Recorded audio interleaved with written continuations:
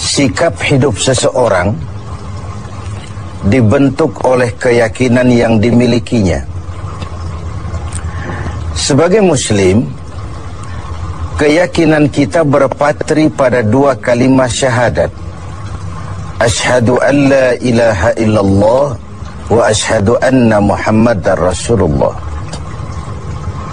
Kalimat ini membentuk perilaku kehidupan. Itulah ikrar yang kita ucapkan. Artinya, pada saat kita berkata asyhadu an la ilaha illallah, saya bersaksi tidak ada Tuhan selain Allah, kita sudah melaksanakan sebuah ikrar. Kalau saya yakin tidak ada Tuhan selain Allah, itu berarti saya tidak akan pernah takut kecuali hanya kepada Allah. Saya tidak akan pernah menggantungkan hidup kecuali hanya kepada Allah. Saya tidak akan melarikan persoalan kecuali hanya kepada Allah. Saya tidak akan minta tolong kecuali hanya kepada Allah. Saya tidak akan minta rezeki kecuali hanya kepada Allah. Berurat dan berakar itu di dalam hati, membentuk kepribadian dan mewarnai seluruh langkah kehidupan kita. Di zaman kita fasih betul mengucap dua kalimat syahadat. Tahlil pun lancar. Tetapi konsekuensi dari kalimat itu sering kita abaikan. Apalagi kita sedang berhadapan dengan zaman yang serba sulit seperti sekarang ini. Ekonomi yang belum pulih, lapangan kerja susah, pengangguran banyak, biaya hidup tinggi. Orang mudah mengalami proses pergeseran nilai. Sholatnya masih menghadap Allah, tapi kepengen dagangan laris menghadap dukun. Dicampurlah itu, iyyaka na'budu wa dukun nasta'in. Ini kan sudah gaya hidup yang sinkrit. Nah, puasa melahirkan keikhlasan. Kenapa? Karena ibadah ini seperti kita pernah bicarakan tanpa sugesti. Mungkin kalau kita sholat masih berharap dilihat orang. Kita membayar zakat, kita bersedekah masih berharap dilihat orang. Tapi dengan puasa hanya kita dan Allah saja. Ini harusnya melahirkan gaya hidup keikhlasan. Bahwa kalau kita sudah berbuat, yang penting kita dan Allah saja. Mau dipuji orang atau tidak, mau didengar orang atau tidak, mau dilihat orang atau tidak, yang penting saya sebagai pelaksana sebuah ibadah dan Allah sebagai tempat tujuan kenapa ibadah ini saya laksanakan. Karena itu, pada jumpa kita sore ini, kita akan bicara tentang ikhlas dalam menghadapi kehidupan ini. Sebab bukan saja hanya sholat kita harus ikhlas, puasa harus ikhlas, zakat harus ikhlas. Menjalani hidup ini pun kita harus dengan penuh keikhlasan. Kita tahu bahwa apa saja kalau sudah mulai kita gantungkan kepada yang selain Allah, bersiaplah untuk kecewa. Apa saja kalau sudah mulai kita gantungkan kepada yang selain Allah, bersiaplah untuk kecewa. Nah, ikhlas tentu bukan hal yang mudah dilaksanakan, walaupun sangat mudah untuk diucapkan. Tetapi inilah yang diperintahkan Allah kepada kita. Kalian wa ma umiru illa liya'budullaha mukhlisin. Kalian tidak diperintahkan kecuali hanya menjadi penyembah Allah yang penuh keikhlasan. Penyembah Allah yang berangkat dari semangat keikhlasan.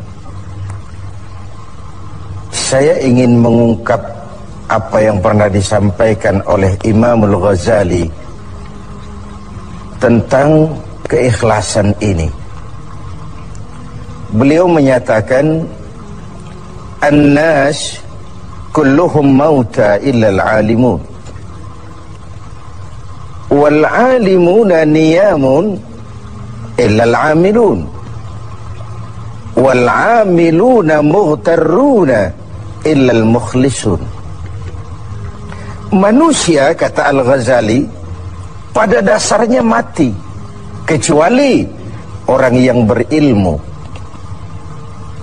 Orang yang berilmu walaupun dia hidup, tidur, kecuali yang mengamalkan ilmunya.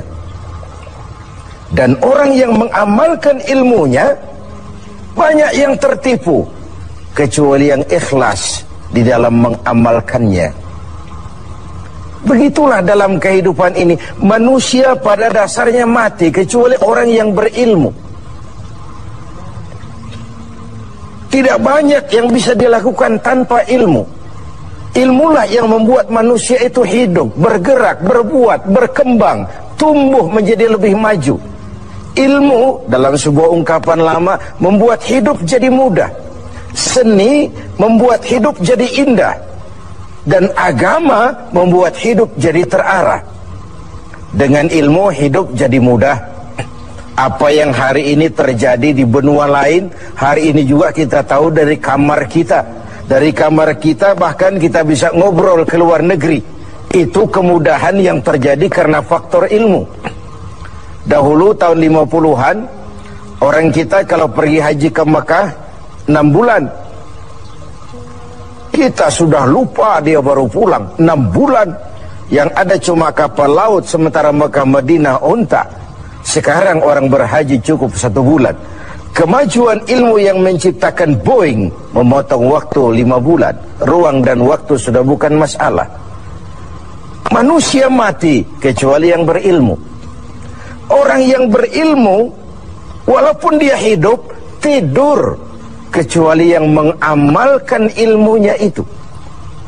Nah, orang yang mengamalkan ilmunya, banyak yang tertipu.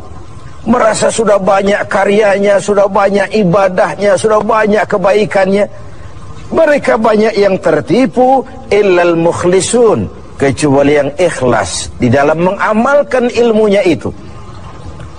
Ikhlas itu, itulah roh dari amal yang kita kerjakan. Amal tanpa ikhlas, jasad tanpa roh, mati nilai amal kita. Nah, dan iblis itu luar biasa. Sehingga Nabi katakan, iblis masuk ke tubuhmu, menggodamu melalui saluran darahmu. Persempit jalan masuk iblis ke tubuhmu. Sahabat bertanya, dengan apa ya Rasul? Dengan zikir dan lapar. Saya ingin mengulangi hadis ini. Iblis masuk ke tubuhmu, menggodamu melalui saluran darahmu. Persempit saluran masuk iblis ke tubuhmu. Dengan apa ya Rasul?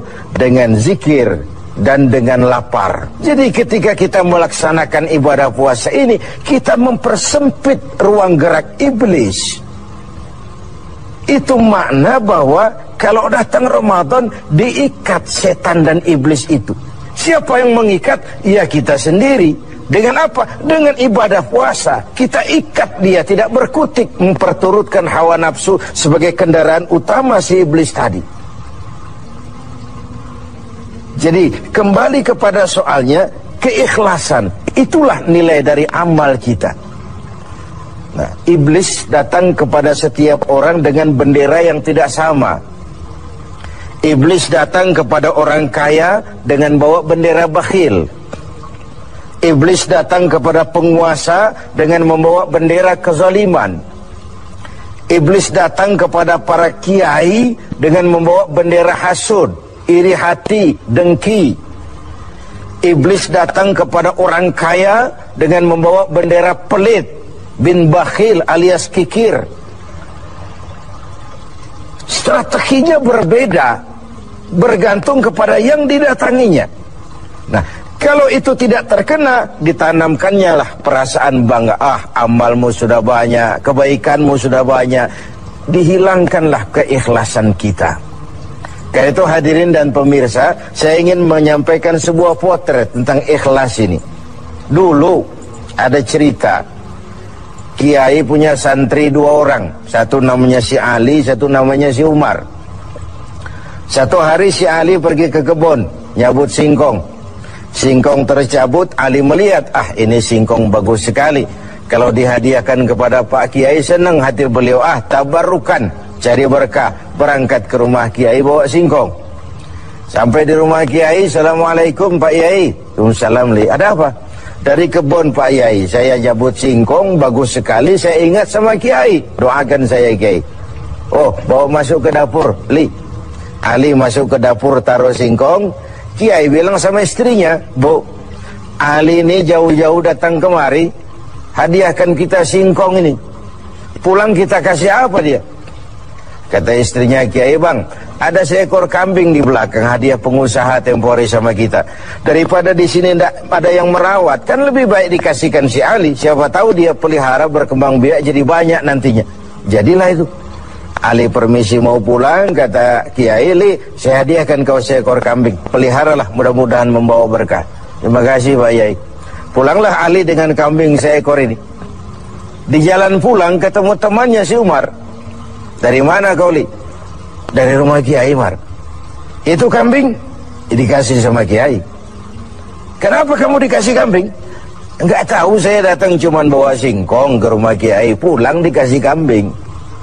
Si Umar nih otak dagangnya jalan. Kalau Ali saja bawa singkong dikasih kambing, bagaimana kalau saya bawa duren? Jadi mampirlah si Umar ke pasar beli duren 3 buah, dibawalah ke rumah Kiai. Kiai, assalamualaikum. Ada apa, Mar? Duren Kiai, ikhlas karena Allah, ikhlas. Kiai, silakan. Oh, bawa masuk ke dapur, Mar. Umar taruh singkong taruh duren di dapur. Kiai bilang lagi sama istrinya, Bu, Umar ini datang bawa duren lebih banyak dari yang dibawa si Ali. Kita kasih apa dia pulang? Kata istrinya Kiai, Abang nih kambing seekor pun sudah dikasih Ali, Bang. Sudah nggak ada apa-apa lagi di rumah. Gitu ya? Iya. Jadi macam mana? Kata istrinya Kiai, begini sajalah, Bang. Ali tadi kan datang bawa singkong.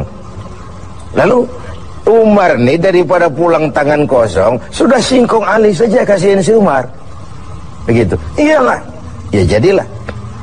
Umar permisi mau pamit pulang, kata Kiai, Mar, ada singkong, kamu bawa pulanglah, saya hadiahkan sama kamu, rebus, mudah-mudahan bawa berkah buat kamu. Pulanglah si Ali bawa singkong nih kan.